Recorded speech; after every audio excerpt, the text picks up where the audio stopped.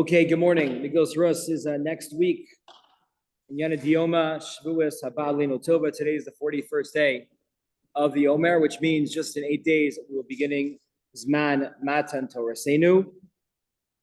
And as we do every year before the Yom Tovim, we learn the Megillos, analyze them, and hopefully have new insights into appreciating the Megillos that we read. Vayhi b'mei shvot hashoftim, vayhi ra ba'aretz. Rus begins in a rather sad way. Vayhi. It's not the only Megillah that begins with the word Vayhi. Which other Megillah begins with the word Vayhi?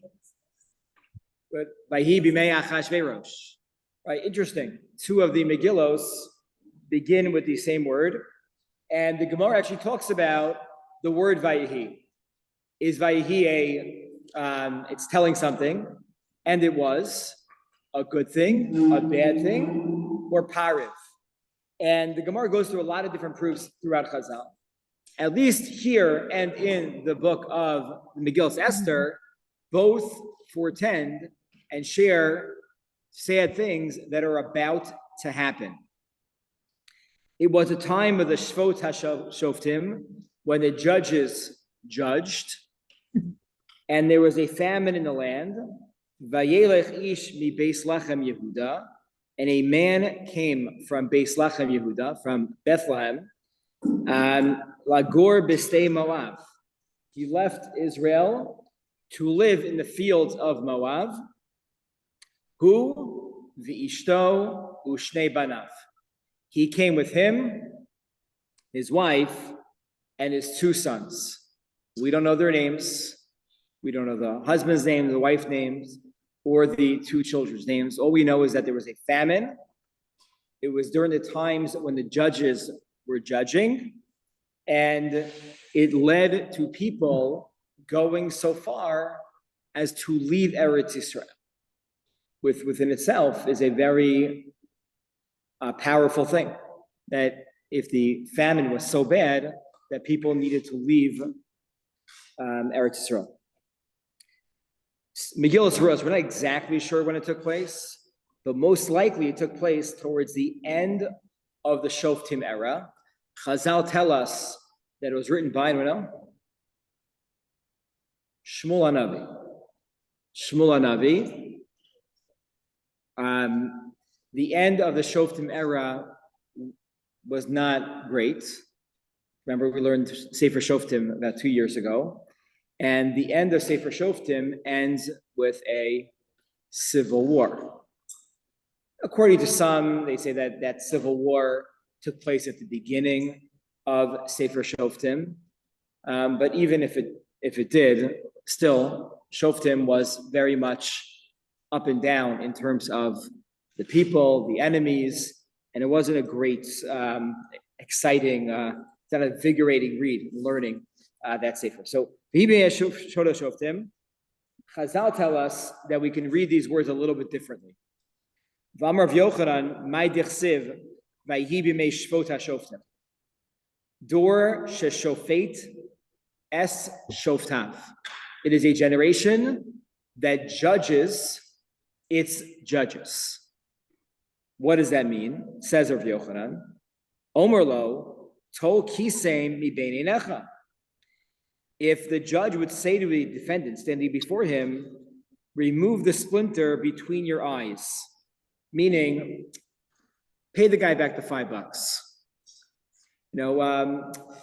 Really you owe him another hour of labor. Not a big deal. So in those days, the defendant would say, Omar lo, Kol koreh mi beininecha. You're telling me to remove a minor infraction? Remove the beam from your eyes. You're blind. You don't know what you're talking about. You have no idea what you're saying. The time period that we are in was one of major distrust of the leadership. It was where the leadership wasn't leading and the people weren't following. Sounds like today. the Gemara says in Masechah Sota that at the end of days, the generation is going to be Kipnei HaKelev, like the face of a dog. So Rabbi Chanan Wasserman says, what does it mean? Like a face of a dog.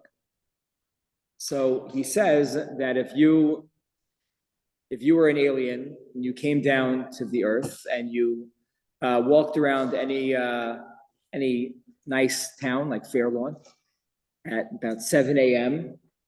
on a weekday morning, you'll see all these people walking their dogs. And who will you think is leading who? Right? You'll think, look who's in front. The dog's in front. The dog is leading. But really, who's leading? The person holding the leash from behind, they have all the control. So the final generation before Mashiach is going to be one where there's going to be people in front. It's going to look like they're leading. Maybe they have really nice titles in front of their name. But who is really leading?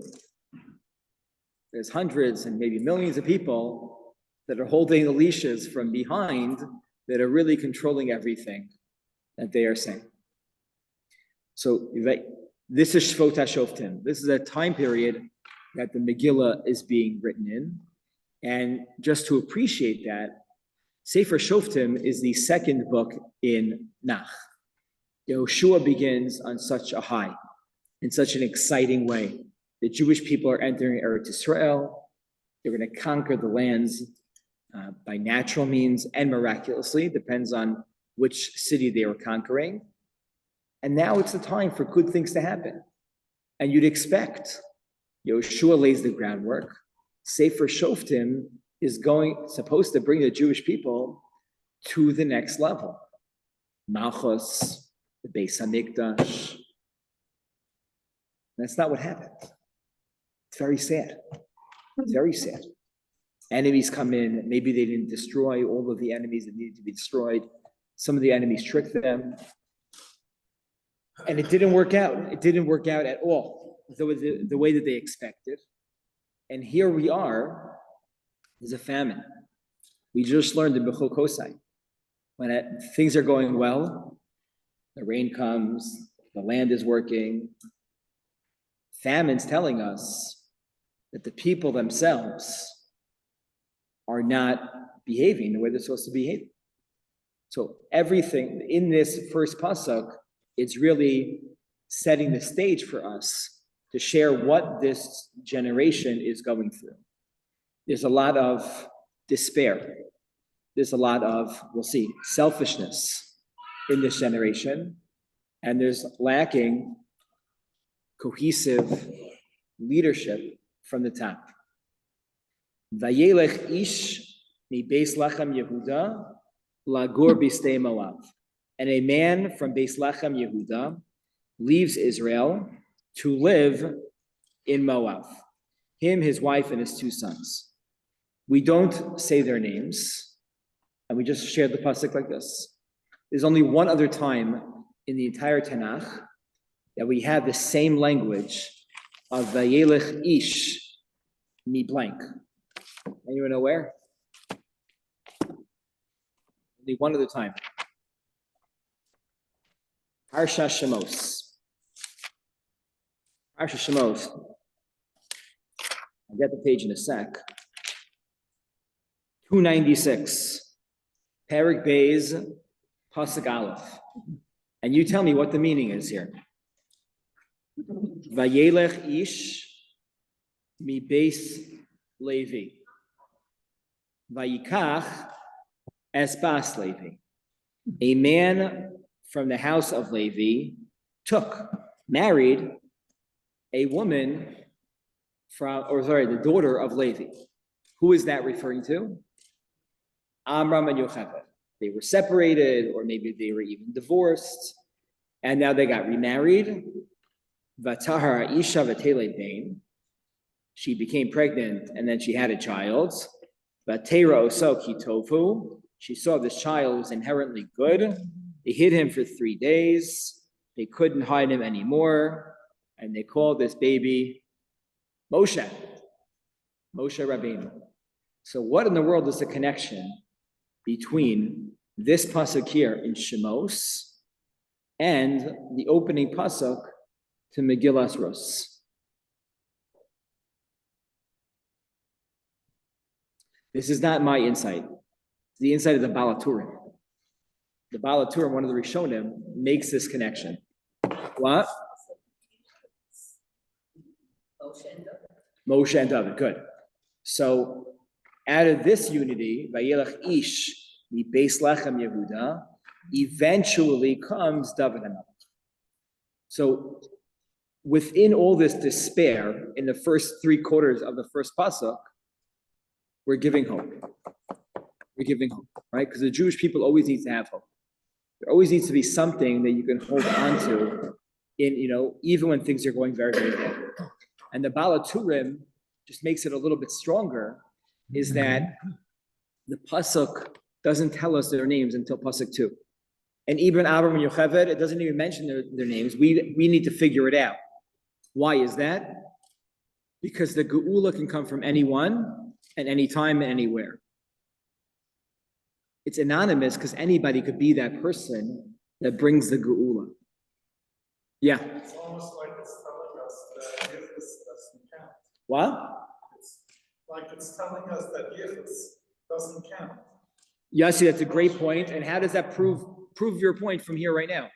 Because Moshe came from a man, and the same thing here. David eventually came from a man. And then What did he say?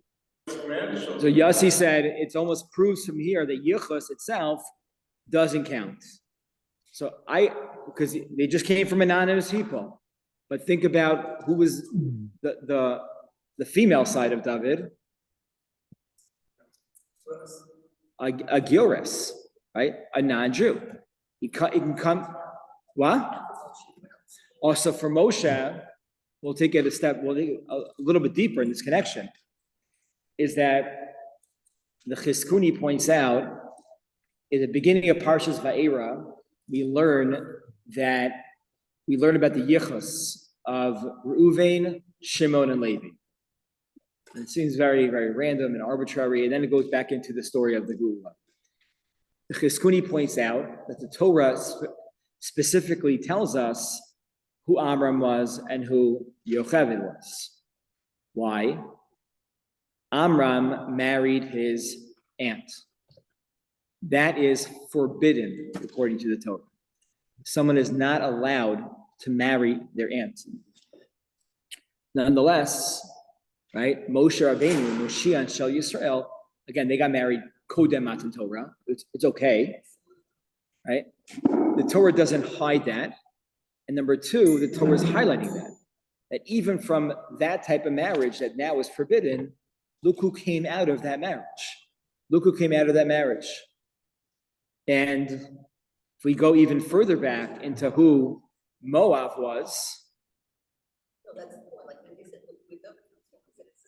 right? Look where David, right? So you see it even come out even more. Moab, Lot, right? Lot's 2 daughters thought that the world was destroyed with Sodom. It wasn't just Sodom, maybe it was the entire world. And they said, we need to procreate and create the world from new. So they got their father drunk. The first one had a son named Ammon. And the second one, which was actually, she was more brazen. Ammon, it's a little bit, okay, it's a nice name, I guess, right? But Moab means Me'av. Like as if they are like walking around. Oh, you know who my dad is? He's also my grandfather. Oh, and that's where, right? That's where the progeny of Malchus Beis David starts. That's the foundation of Malchus Beis David. So even though things are going to start very, very sad and very, very, with a tremendous amount of despair, the end of the Sefer already, it's like a wink, is going to end in a very positive note. And if you even jump forward to the end of the Sefer, that's really how the end of the Megillah ends. The Eidol Tolos Peretz, Peretz Holidus Chetzron, the Chetzron Holidus Ram, the Ram Holidus Aminadav. We go through the generations of Yehuda's children from Peretz. And who gave birth to Peretz? Tamar. That was the union of Tamar and Yehuda. Yehuda first had Er and then had Onan. So Yehuda had children, and then that didn't work. They both died. And then Tamar, also in a prohibited fashion, was with Yehuda, and they had Peretz. Then through Peretz comes David HaMelech. It's unbelievable. It's unbelievable. Okay. The Shem Ha'ish, so who are these people? We got to know who they are. We have a lot of names in the Sefer. Shem Ha'ish Elimelech, Shem Ishto Naomi. The man's name was Elimelech. The Shem Ishto, his wife's name was Naomi. The Shem Shnei Banav, Machlon v'Chilyon. The two sons' names were Machlon and Kilyon. Ephratim. They come from Ephrat. Beis Lechem Yehuda, right? If you literally just drive on that highway, it takes you out of Yerushalayim towards the Gushei Tzion area. The first two signs you will see, right? The green highway signs are Ephrat and Beis Lechem. That's what you'll see. Vayavo Stei Moav, Vayehu Sham, and they went to Stei Moav, and that's where they were. We know today where Rus is buried. I went there the first day of the mission that I went with Roy with the OU mission in October. It's the first day we spent with his cousin, who was a huge Baal Chesed, Baal Tzedakah in Hebron. And he travels all over Hebron to help Chayalim and to help different schools. We spent like 10 hours with him. It was unbelievable.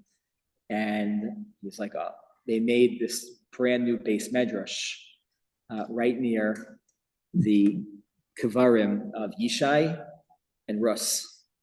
So we got to daven by the Kvarim in Hebron. It's a very small area. Very like you have to climb up, whatever. So it's a big discuss. Okay, so let's just go through their names. So Elimelech was most likely the shofet called Ivsan, according to the Gemara. Ivsan was one of the minor shoftim that's mentioned towards the end of shoftim. There's just like a list of different minor shoftim. The Gemara says here in the name of Rabbi Meir Hayadore Shemos. Rabbi Meir, throughout Shas, was of the opinion that the name that you have tells you something about who you are. So his name was Elimelech. The Shem, so what does that mean? So literally, Elimelech is like very, very beautiful. Elimelech means Hashem Melech, Hashem Malach, like God's king. Beautiful. But he says, no, that's not the way this person lived his life. Shahaya Omer, Elai Tavo Malchus. He waited till people made him king. In fact, Chazal say that Elimelech was very wealthy. And he was a leader in Beis Lechem, that people looked up to him and relied on him. He was a big Baal Tzedakah. But when things went bad, what happened? What? He left. It's enough for some people to leave if they don't have the capacity to give, or people don't look to them. Okay, some people need to leave. But for somebody that is on that caliber, and for them to leave, that shows Elai Tavo Malchus. It shows that at their core, that they are really takers, extremely selfish in their nature and in their personality. V'shem ishto Naomi, shehayu ma'aseha na'im u'ni'imim. Naomi, nobody has any complaints about Naomi. She was wonderful. She had to follow her husband. She had to follow her husband over here. But right? So the failure, just important to express, of this generation was that not only were there no leaders, and if there were, they really were looking out for themselves. And when a leader leaves a generation during this time, right, it leaves everybody, with no one to rely on. So the whole city, the whole community doesn't know what to do. And who are their sons? Machlon and Kilyam. So these are, I love names. I'm very into names, helping people name their children. I find it very, very fascinating. But the name's Machlon and Kilyam. And what does Machlon mean? And Kilyam? Kliya is destruction. Okay, so the Gemara in Baba Basra says, elsewhere in Divrei Yamim, it says that the Elimelech had two sons named Yoash and Sraf. So the Gemara says they're really the same people, but they have different names. And the Gemara wants to know what's their main name and what was their nickname that they were given to reflect their midos. Ksiv Machlon v'Kilian, Ksiv Yoash v'Sraf. Rav Shmuel. One says Machlon and Kilian were the real names. And why are they called Yoash and Sraf? Yoash, what does Yoash mean? What? That's like Busha. Yeush. Shenishyashu minagula. He gave up, despair. That's Yoash is Yeush is despair. Saraf, Shenischayvu Sreifa Lamakom. That he should be burnt. And this reflects again the nature of their character, the family they were born into, the potential that they had, and how they failed. I forgot, Dr. Ziegler, she points out in an article on VBM, the following, that in the last two prakim in Sefer, in Megillas Rus, the word Ga'al appears 22 times. Ga'al comes from the word Ge'ula. Ga'al means to be redeemed. Rus was eventually redeemed as a woman and was remarried to Boaz. But you see here, like the opposite in the first parak, that if the whole goal of the Sefer is to reflect a notion of Ge'ula, the beginning, these people reflect like the anti-Ge'ula. The opposite of Ge'ula is Yeush, right? Is to have a Machlon and a Kilyon as children. Like you see that there's no good future.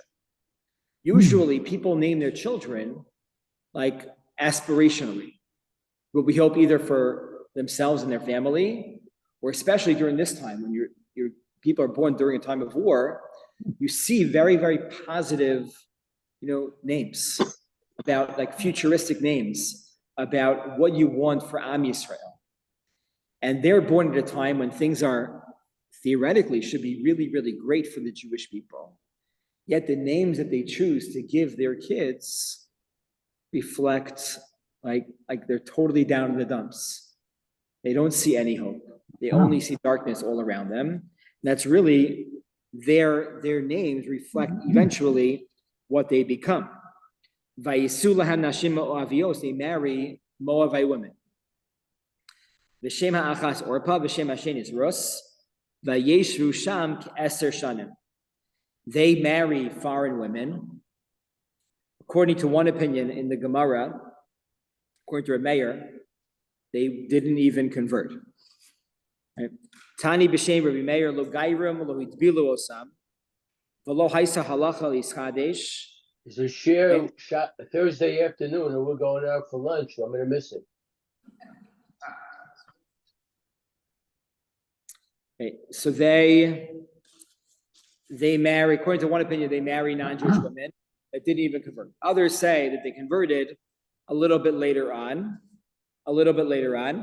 But either way, this was also just not a great thing.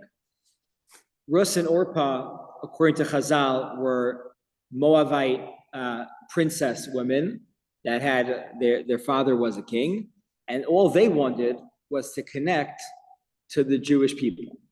That's all that they wanted, was to connect with the Jewish people. It's very, very similar to two women in Tanakh, Tamar as one, and Hagar as the other. But there are two women that all they wanted to do was give me a chance and be connected to Am Yisrael. But as a result of this, Vayimusu, Elimelech dies, and then what happens? They marry the two non-Jewish women. Vayimusu gam shnei hamachlam nekilyan v'tishe'er ha'isha mishnei yiladeha me'isha. The two sons die, and now Naomi is left all alone in a foreign country with her two daughters-in-law. Right? Her husband dies, and that's terrible enough. Nobody's there to support her. Her two sons, as a result, marry two non-Jewish women. Nebuch. Now, the two sons die, and now it's like the odd couple. Like, what's going to happen here? What's going to happen here? And what does Naomi do? Does she have the capacity to go back home? Does she have the capacity to make it on her own and stay Moab? I can't imagine they were just here. Again, this is just, from our perspective, 5 psukim. But these psukim probably took a few years. What's going to be for her? How is she going to live the rest of her life? So for me, the next word in the Megillah is probably one of the most powerful ones. Vatakam hi v'chaloseha v'tashav mistei malav. Vatakam. What did Naomi do? She got up. The only thing that she can do. She got up. She wasn't a victim. She didn't say, I can't do anything. Leave me alone. I'm just going to stay here the rest of my life. She got up and she decided she needed to do something. But takam hi v'chaloseha v'tashav mistei malav. She gets up with the two daughters-in-law and decides, I need to leave. She hears, ki shama b'stei malav, ki fakad Hashem es amo. She hears that the famine is already finished in the land of Israel, and it's time to go back home. It's time to go back home.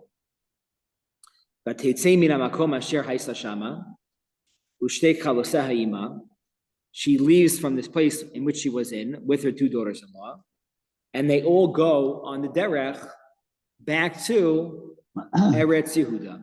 Lashuv el Eretz Yehuda. Vatomer Naomi l'shnei chaloseha.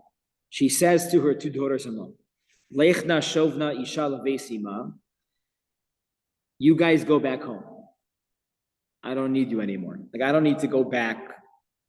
It's going to be awkward. Okay, even if you want to come with me, what are we going to say? What's the story? My husband died, my 2 kids died, and here's like these are my daughters-in-law. It's not going to go well. Yas Hashem yimachem chesed kasher asisim yonisim yimadi. I give you a bracha. Hashem should take care of you and do chesed with you, just like you guys did with me. Yitain Hashem lachem umetzena menucha isha ubeis isha v'tishak lahem v'tisena kolan v'tivkena. She gives them a hug and a kiss, and she tells them to leave. Okay, we'll stop here for today. Bezrat Hashem, next week we will continue in terms of what happens next. Do they leave? Do they not leave right away? Why does Rus eventually stay? What is Rus doing by staying? We learned a lot of different halachos about the world of gerus and conversion from these psukim here in Megillas Rus. The word chesed appears here. We don't see that word chesed appear too much in the Torah. It's a word that we use all the time. But it comes up here in a very funny context. So we'll maybe analyze that a little bit more next week. Rabbi. Yes. Rabbi. Yeah. Was there a time